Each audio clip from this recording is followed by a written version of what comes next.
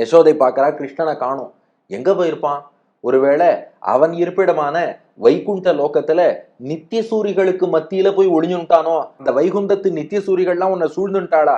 அதனாலதான் கண்ணுக்கு தெரியலையா என்று கேட்டாள் யசோதை. இப்படி யசோதை அழைத்தவாறே கிருஷ்ணன் அசரீரியாக குரல் மட்டும் கொடுத்தானாம். உருவத்தை காட்டல, குரல் மட்டும் கொடுத்தான். என்னம்மா இப்படி சொல்லிட்ட?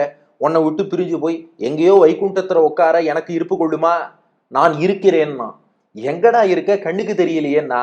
உன் உள்ளத்துக்குள்ளேயே இருக்கிறேன், என்னுடைய பக்தர்கள் ஒத்தொத்தருடைய உள்ளத்துக்குள்ளும் இருக்கிறேன்னா. தொண்டர்கள், அவனுடைய மெய் அடியார்கள், தொண்டு செய்ய விரும்பக்கூடிய பக்தர்கள், அந்த தொண்டர்களுடைய நெஞ்சில் உள்ளத்திலே உறைவாய் நிரந்தரமாக பள்ளி கொள்கிறான்னு அர்த்தம். பொதுவாக உரைதல் அப்படிங்கிறது இங்க எதை குறிக்கிறதா? நன்னா பள்ளி கொண்டு இருக்காருன்னு அர்த்தம். வைகுண்டத்துல கூட உக்காந்து இருக்கார், எழுந்து வந்துருவாராம். ஆனா பக்தர்கள் மனசுல நன்கு உரைகிறான், பள்ளி கொள்ளுகிறான். பக்தன் உள்ளத்தை விட்டு போகணும்னு பெருமாளுக்கு மனசே வராது. அப்ப தொண்டர்கள் நெஞ்சில் உறைவாய். ஆமாப்பா, யசோதையும் சொல்றாளாம், பக்தர்கள் மனசுல உரையறதான்.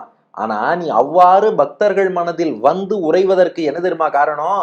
தூமலராள் மணவாளா, அது எங்க பிராட்டி செய்த அனுகிரகம். நீ லக்ஷ்மியின் கணவனா இருக்கிறதுனால வைகுண்டத்துல லக்ஷ்மி என்ன சொல்றா? நீங்க இங்கேயே உட்கார்ந்துருந்தா போராது, பக்தர்கள் பூமியில இவ்வளவு பேர் கஷ்டப்படுறா, ஒத்தொத்தர் உள்ளத்திலையும் போய் குடியிருக்க வேண்டும்னு பிராட்டி உன்னை தூண்டுவதாலே ஒத்துக்கிறேன். வைகுண்டத்துல இருந்தாலும் அங்கே இருப்பு கொள்ளாமல் அங்கிருந்து புறப்பட்டு வந்து எங்கள் ஒத்தொத்தர் உள்ளத்துக்குள்ளும் நீ எழுந்துள்வது உண்மைதான். ஆனா அது நீயாவல்ல, எங்க தாயார் செய்த புருஷகாரம். அதனாலதானடா வந்த. ஆனா ஒண்ணு, வைகுண்டத்துல இருக்கும் போதும் பிராட்டி கூட இருப்பா, பக்தர்கள் உள்ளத்தில் இருக்கும் போதும் பிராட்டி கூட இருப்பா. அந்த பிராட்டி உன்னை விட்டு எப்போதும் பிரிய மாட்டாள். அதனால தானே எங்களை எல்லாம் காக்கிறாய். பிராட்டியோடு கூடிய பெருமாள் தான் ரட்சகன். வெறும் பெருமாள் நம்மை ரட்சிப்பவர் காப்பவர் அல்லர். பிராட்டியோடு கூடிய பெருமாள் தான் காக்கிறார். அதனாலதான் தூமலராள் மணவாளா, பிராட்டியின் கேள்வனே, அவளோடு சேர்ந்து இருப்பதால் தான் உலகத்தை எல்லாம் காக்கிறாய். பிரளய காலம் ஊழிக்காலம்னு வரதே, அப்ப இந்த உலகத்தை எல்லாம் பிரளய கடல், அந்த பிரளய வெள்ளம், ஊழி வெள்ளம் என்பது மூழ்கடித்து விடும். அப்ப ஆளிலை கண்ணனாக வந்து இந்த உலகத்தையும் ஜீவாத்மாக்களையும் விழுங்கி வயிற்றில் வைத்து நீ காக்கிறாய்னா அது நீயாவா காக்கிற? அந்த தாயார் அவள் உன்னிடம் சொல்லி இருக்கிறாள், நாங்க பிரார்த்திக்காத போதும் எங்களுக்காக தாயார் பெருமாள்கிட்ட பரிந்து பேசி அவர் நம்மை ரட்சிக்கும்படியாக செய்பவள்.